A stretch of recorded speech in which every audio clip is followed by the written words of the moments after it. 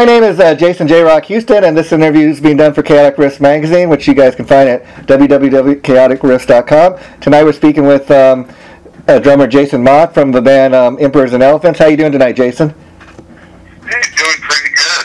Just hanging out, man. Yeah, I love the name. Now, I got to ask you now, I'm looking on your Facebook page, and at the top of the page you guys got, I guess, a picture of his fan, and he's got tattooed on him, drowning in my regret, which is, I guess, some lyrics from one of your songs. How cool is that when you see stuff like that? Yeah, dude, that's one of our fans, and he sent it over, Corey Wilson, a really cool guy, comes out to, and this guy's actually, he drives pretty far to see us. One of the furthest drives, I think he did like 9 or 10 hours to come see us in Detroit once. Wow. But yeah, that's a good feeling, man. When I see that, because that's a lyric from one of our songs that my singer Jesse wrote the lyrics to, so it means a lot to him. And then we were just playing the show the other night with Saving Abel, and another guy came with a tattoo of our album cover, Devil in the Lake, and it's in the works of it, but it's looking pretty killer right now, and that means a lot to us. It means a lot to me personally, because I actually I designed the album cover and all the graphics on there, so it's like it was a double, kind of cool feeling there. One for my band and one that he actually liked our artwork enough, to do that. So it's pretty awesome. And the cool thing to me about this, I mean, you see people going around with Kiss logos, and Black Sabbath logos and different logos from different bands. But to me, this kind of stood out to me because, again, like you said, it's not just the logo of a band. It's not like a Gene Simmons logo or something like that. It's actually lyrics from one of your guys' song, and I think that'd be a pretty cool thing, for somebody. It tells you that they're really into your music, Yeah, it does. It means a lot, because that means that they're actually digging in a little bit deeper and listening to what Jesse sings, and it's every night we play the song. It's on the album. It's called Hit a Red, and that's a song that Jesse wrote, our singer, and it's about one of his best friends that was shot at a party. He was just some stupid kid thinking he was cool with a gun, and he executed Jesse's friend. I don't think it was intentionally, but whatever, he killed him, and it really hit Jesse hard. So he tells us this little story about it on stage every night, and at first I'm like, man, are we bringing people down? But then all of a sudden, out of the woodwork, people come up to Jesse after the show and say, I had this, some kind of same incident or something happened where they lost someone they loved, and that song means so much more to him. So I'm glad that he says that every night, because it's, people are they can connect like that, with what Jesse's saying. Yeah, not to get too political here, but I think it's a great thing that you guys could write a song about for an unfortunate reason. But I mean, people are always saying oh, guns don't kill people, people kill people. But it just makes you think that if maybe that person didn't have a gun that night, Jesse's friend would still be alive. Oh yeah, absolutely, yeah, that's 100% true. And as far as his friend that got killed, I assume that the family have heard the song. I was curious, what did they think about the song and the message you guys are spreading? I tell you what, it was a big thing for them, I guess. I mean, I actually met the family. Jesse knows them really well. Yeah. They've come to several of our shows. Anytime we play in town, they usually come out. Either some of their other family members come out, or some of the friends of them. I mean, they all know what it's about, and it means a lot, when to them when we play that song, and it's, but yeah, we have met them, and they do come out, and they're behind it, the song. And unfortunately, I gotta say that like you guys and Jesse, I'm sure that you wish that you never had to write such a song, because his friend would still be alive, but at the same token, we can definitely say that this guy is going to be remembered. He is not, he was not killed in vain. His memory will live on, and I think that's a cool thing about putting out a song like that. Yeah, I mean, inside of the album, we didn't put any credits thanking anyone, because obviously those go on forever, but the only thing is we dedicated the album to him. Yeah. That was it. Now, I see, speaking of music, I see you guys have an album coming out. May 5th. Now, I was looking at the video of it. You guys have advertising it, saying you have a video coming out, I believe, April 27th. A new CD comes May 5th. And then the video, it's saying that there's 9 new tracks. So, is this a re-release of your previous album? Yeah, basically what it is our album came out, over a year ago, and, we toured a lot last year, but we felt that and the record label, Pavement, also felt a lot that this album still has legs.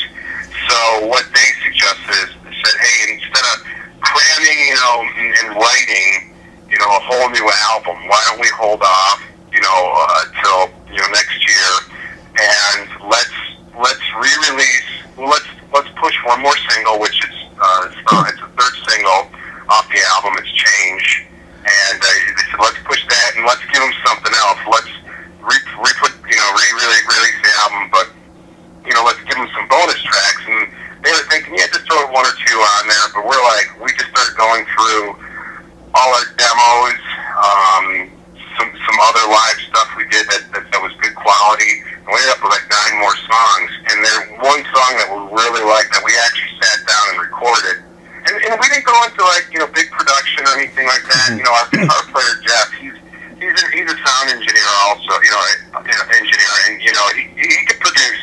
We usually go and record in a real studio, but when we do demoing ourselves, that's when Jeff takes the reign on that.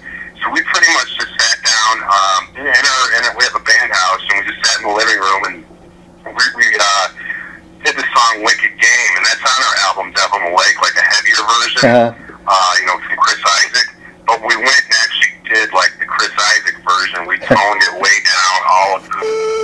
And I'm telling you, once the song hits, the girls are going to just flip out over Jesse's voice. Because I'm a dude, but man, it's just a sexy Isaac version. Yeah, it's definitely really good. Me myself, I'm a fan of acoustic stuff and unplugged type music. But again, Emperors and Elephants are known mostly for being a full-blown on metal band. So, did you guys, did you and the rest of the band have any reservations about doing acoustical versions of songs, or did you say, "Oh, this would be a cool thing to try out"? Well, I wouldn't really call it a full-on metal band. It's a hard rock. There are some stuff that's a few songs that are heavy, but honestly, when we tour, we do a lot of acoustic shows. Okay.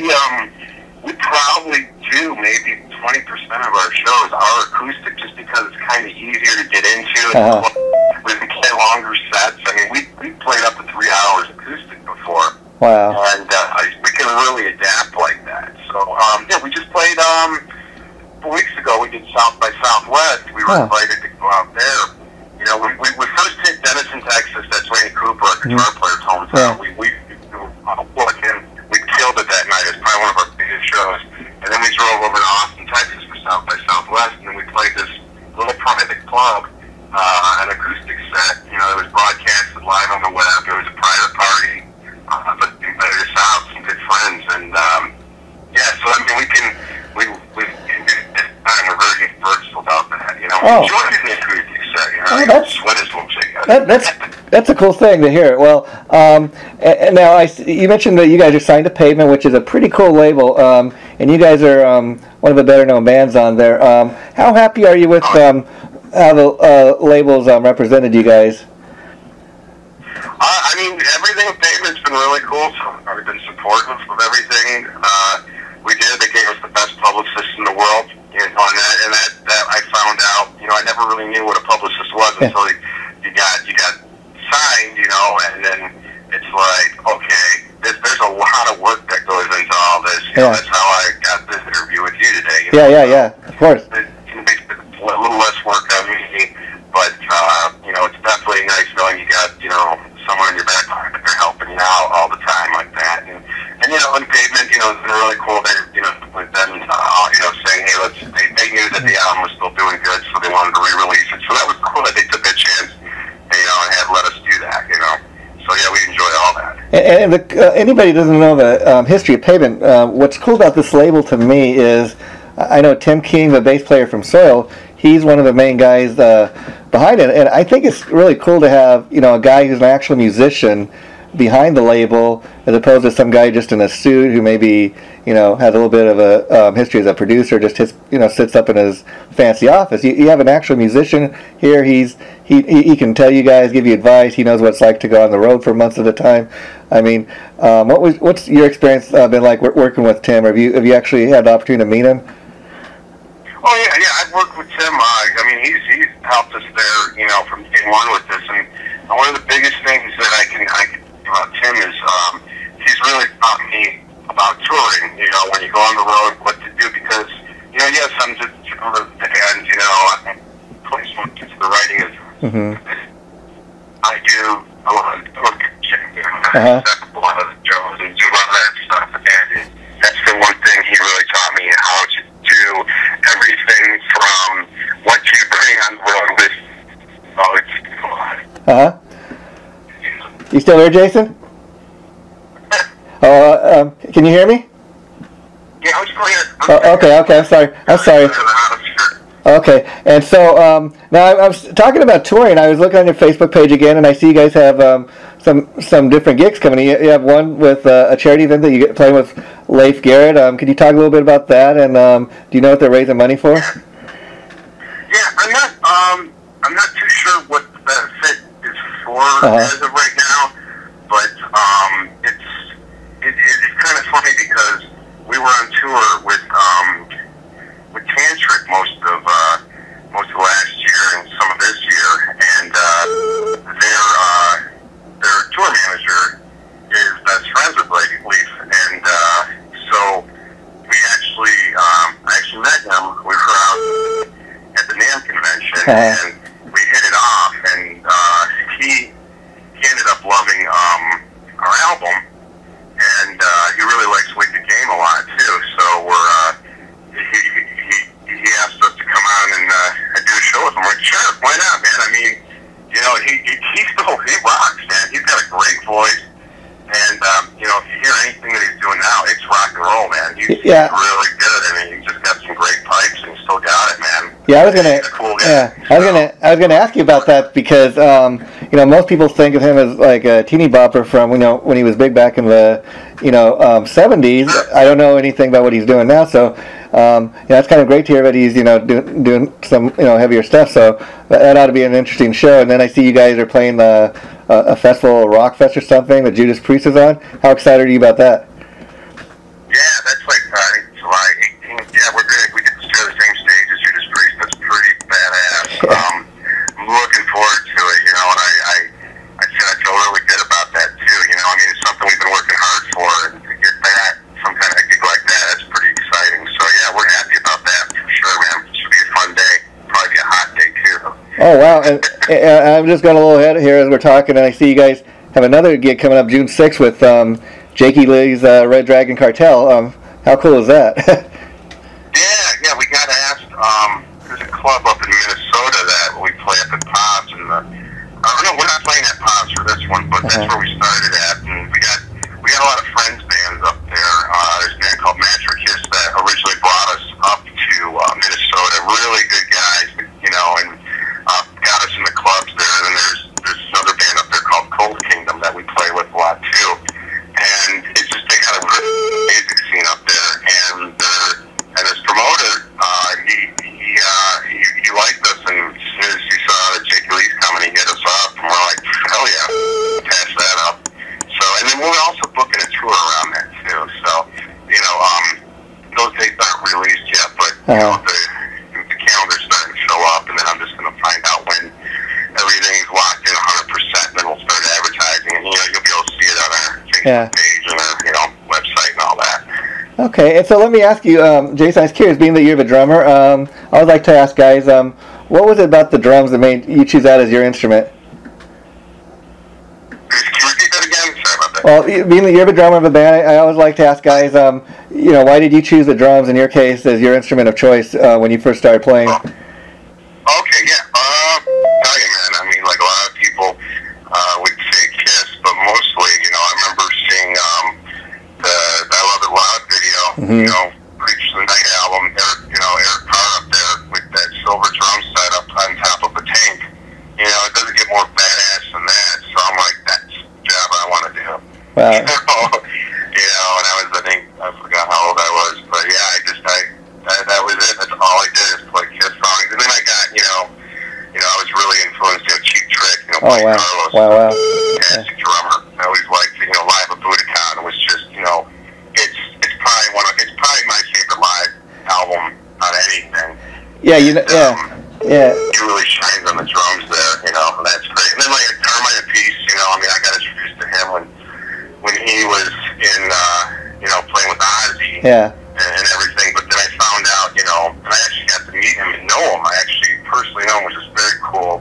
And then finding out, just hearing stories when he was like in, Vanilla Fudge and like Rod Stewart, he was a co-writer. Do you think I'm sexy? I'm like, that's a freaking song right there, and just, hearing these stories like that. So yeah, he's always been a big influence to me too. But yeah, it definitely stems from Eric Carr. Yeah, I love hearing that. Eric Carr, I remember first time I ever seen him live, I mean, besides just, massive, afro and that, he's just a cool looking guy. He played cool. I mean, I remember the massive drum set. I mean, I mean, he had so many drums, and it just, he was on fire. I couldn't, it's just such a tragedy that we lost him so young. But not one person I think has forgotten him. And Cheap Trick, Live at Budokan, that's again one of my favorites too, because I mean, a lot of people may not know, like the song that most people hear from that is "I Want You to Want Me." That was the single, and what a lot of people fail to realize, I don't know if you've ever heard the original studio version.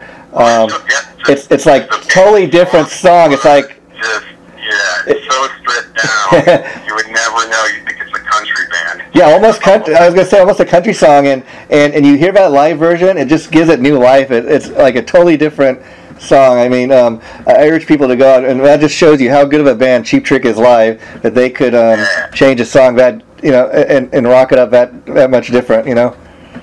Right. And then it's interesting you bring up Carmine, because he's one of my favorite drummers. I've had the chance to interview him, and he, a lot of people may not know, besides being just an amazing drummer, like you were saying, Jason, he is the guy that started the original Guitar Center drum off. He's the one that did that, and when I was talking to him, he told me, my thing is, man, I always, besides just being a physical drummer and heavy drummer, I want the drums to be the main attraction. I don't want to be the guy sitting in the back of the stage. I want people looking at me.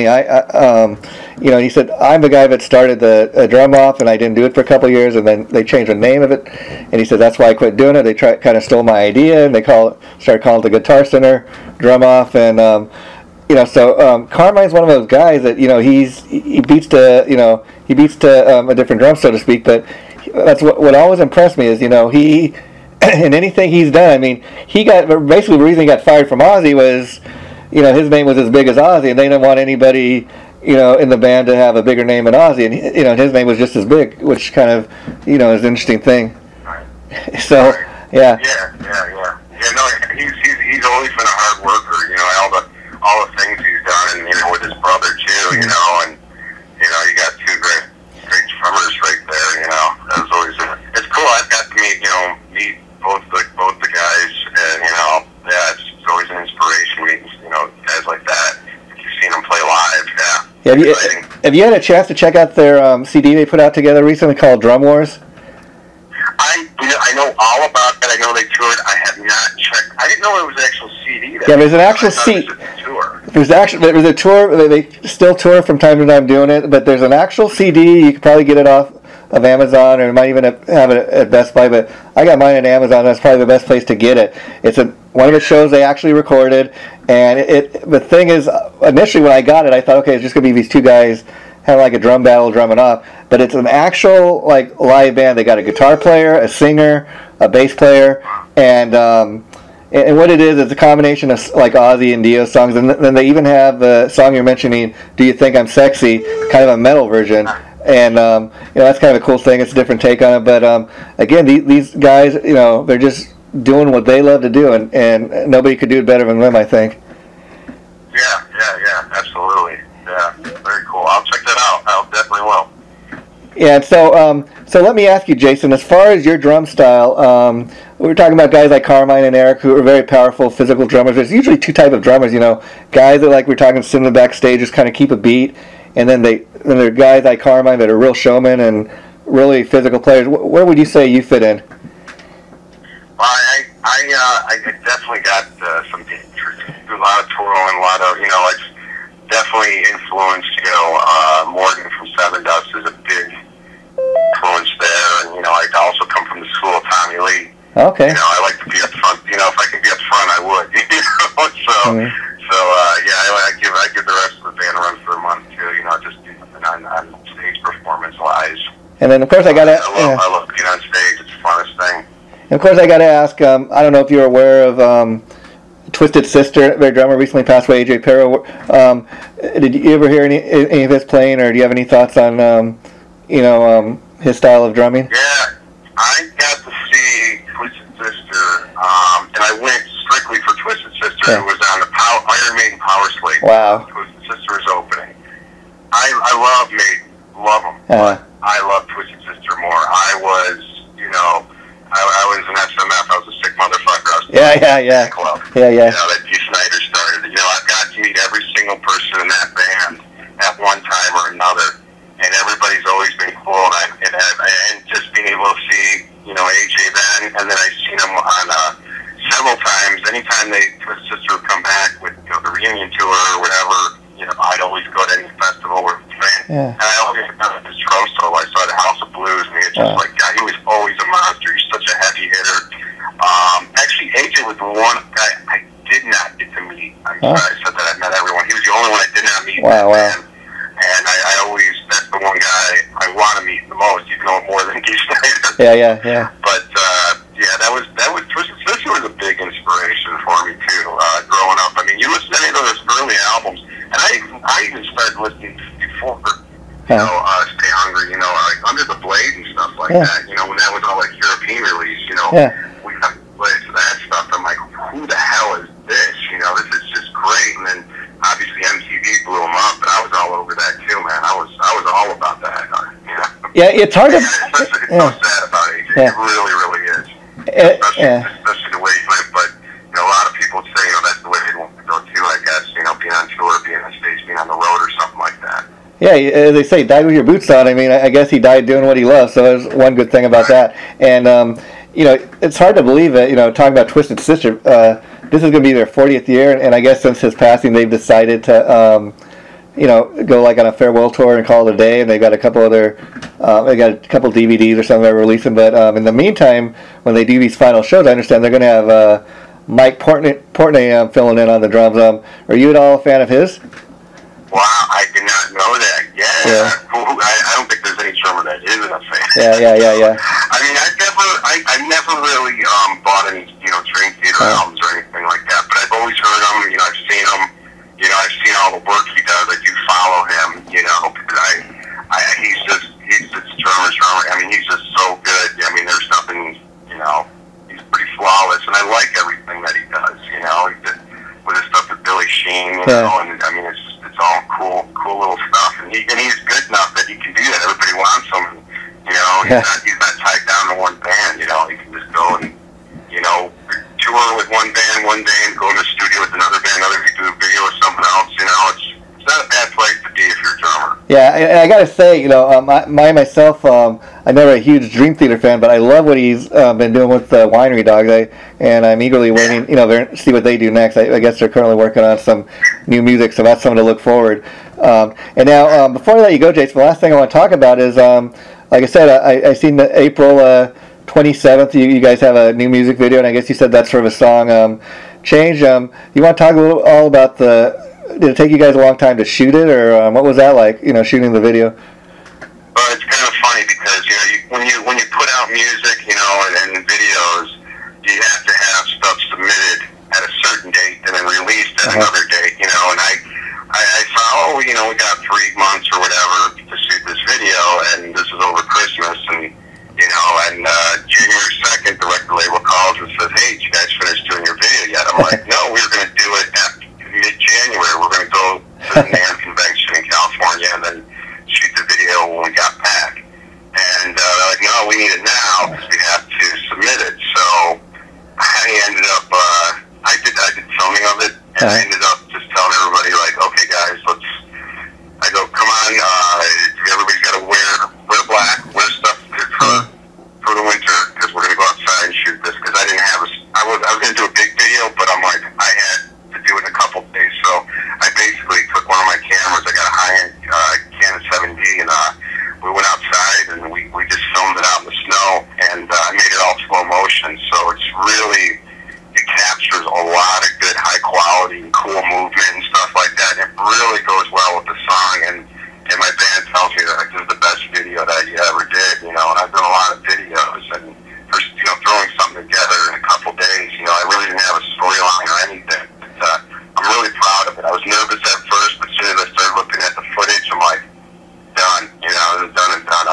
happy with it. So I think it's going to be exciting. I really hope people like it too. Yeah. So let me ask you.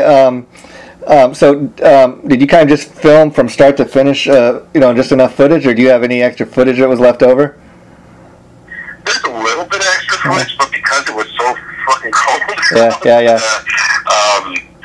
I think we did only 2 takes per band member.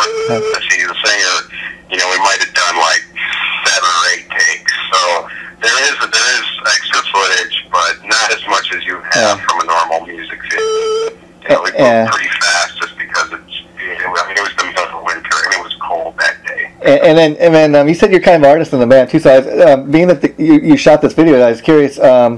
If you'd had your choice, would you prefer to have another guy come in and direct the video, or did you kind of enjoy doing it? I definitely like directing. That's my main doing it. I've actually had videos on MTV with other bands before. Oh, cool. So that's something that I really enjoy doing. What I would like is, I would love to have a second cameraman or a first cameraman where I didn't even have to shoot, where I just got to direct, because I feel I can put a little bit more into it, not having to worry about, it's nice, I didn't have to worry about what was outside, but, inside, I'd like to hire a lighting guy, you get, just getting certain people in there, for certain things, on bigger end videos, and that's how I used to be. I used to just want to direct, and I have a partner that I worked with. We were equal. We would write the treatments of the video together, but when it came down to filming day, he had such an eye, so he would shoot all of everything, and I would just direct, the actors or band or whatever. And is it easier, when you're directing a video for another band, or is there more pressure, or when you're working on your own video? You know what I mean? I think I got lucky. Every band I've worked with has always been pretty open. And it's usually the first music video, they just get signed. I did a lot of work with Victory Records bands and Metal Blade bands, and it used most of those bands' first videos, so they really put trust into me, and they just said, just tell me what you want me to do, where you want me to be, and if they had a suggestion, I'd always listen to them, and if sometimes it sounded cool, I'm like, okay, we can work that in, but if it didn't sound good, I would, I'd say, hey, it's a good idea, but I don't know if it's going to work in the story, and I don't think I've ever had a problem with any band. Other than one band, I won't mention the name. Yeah. That's cool. The guitar player was so fucking wasted. He still did everything, but he went overboard, and he was nuts.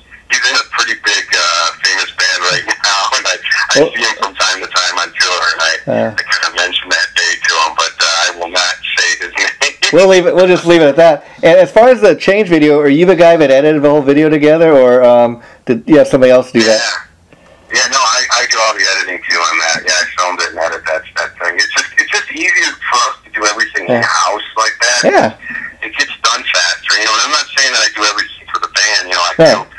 I do a few things for the band, I do that, and I do some of the merchandise too. But like I was saying earlier, Jeff, a guitar player, he's a good engineer, so he's great at not only writing the song guitar parts down, but he's getting us these high quality demos.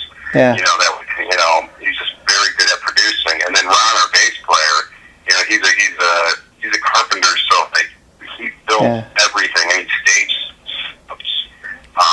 anything that we need, anything in our band that we're touring, we build stuff in there. He's got all our road cases. He does all that stuff, so everybody pulls their weight in the band. Oh, that's cool. I has a job. I can't fault you guys for that, because on a financial level, it must help keep things not so costly, bringing a lot of outside people to do everything. Oh yeah, our next album that comes out, we'll come to the label. Here's the album, all your artwork done, everything done. Here's 2 music videos. We got all our merchandise ready. It's it's done. It's package deal. Here you could. That's like we just hand it over, and you don't have to do anything else except release it. Well, the last thing I want to ask you, Jason, is so you have a new album out, the change video on the way. Probably the next logical thing. Have you guys given any thoughts to putting out a DVD, a live DVD, or just a collection of video footage that you guys have released over the years? I bought a camera for sure, and I do start filming, but half the time I forget it, in the trailer. Yeah.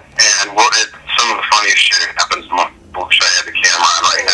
Yeah. Eventually we will. I mean, we've got hours and hours of footage. Not yet. It's funny stuff right now. But as of right now, what we do is we just kind of do a little video, clip, throw it up on, Facebook or whatever. But eventually, when I got time, I can sit through 80 hours of footage, and I will throw something together. I don't know if we put it in a DVD or just, make little chapters and release that, every week or something like that. I don't know. There's so many possibilities, but it's definitely on the list. On the line. Well, you seem like a very creative guy, so I think anything you put out there, I think the fans will dig. I could talk to you all night, Jason, but I know you're a busy guy, so I'm going to let you go. But thanks so much for taking time to do this. I really appreciate it. So just keep my contact info, and anytime you want to do this, feel free to get in touch with me. I'd be glad to help you guys spread the word about anything you have to promote. Yeah, cool. Maybe when we get our tour dates down, we'll hit you up and go over all that. Something like that'd be great. Okay, and I'll be sure to let Shauna know when the interview goes up so you can check it out and you can tell all your friends and fans about it. So thanks so much. I'll be talking to you. All right, thanks, brother. All right, you have a good night. You too. Bye-bye.